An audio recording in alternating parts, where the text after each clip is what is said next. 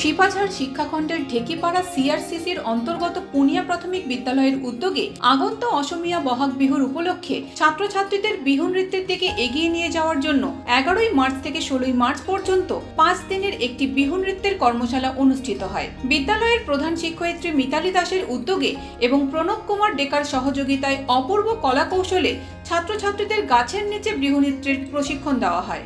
এই কর্মশালাতে বিহু নৃত্যের সঙ্গে বাদ্যযন্ত্র, ঢোল, পেপা, গগনা বিভিন্ন জিনিসের প্রশিক্ষণও দেওয়া হয়। অর্ধ শতাধিক ছাত্রছাত্রী অংশগ্রহণ করে এই কর্মশালাতে। এই বিদ্যালয়ে বিহুর কর্মশালার জন্য ওই অঞ্চলের জনগণ উৎফুল্লিত হয়েছে এবং অনাগত দিনে বিদ্যালয়ের অধিক উন্নতির জন্য কামনা করছে ওই অঞ্চলের জনগণ। নমস্কাৰ, মই মিতালী দাস, পুনিয়া প্ৰাথমিক বিদ্যালয়ৰ প্ৰধান শিক্ষয়িত্ৰী। আৰু আমাৰ এই পুনিয়া প্ৰাথমিক বিদ্যালয়ৰ উদ্যোগত যোৱা 11 মাৰ্চৰ পৰা 16 মাৰ্চলৈ আমাৰ এখনি বিহু নৃত্যৰ কৰ্মশালা আয়োজন কৰা হয়। আমাৰ সমূহ ছাত্ৰ ছাত্ৰীৰ সহ বিদ্যাদানিক শিক্ষাৰ প্ৰতি আমি লক্ষ্য ৰাখি পেলাই এই কৰ্মশালাখন অনুষ্ঠিত কৰোঁ।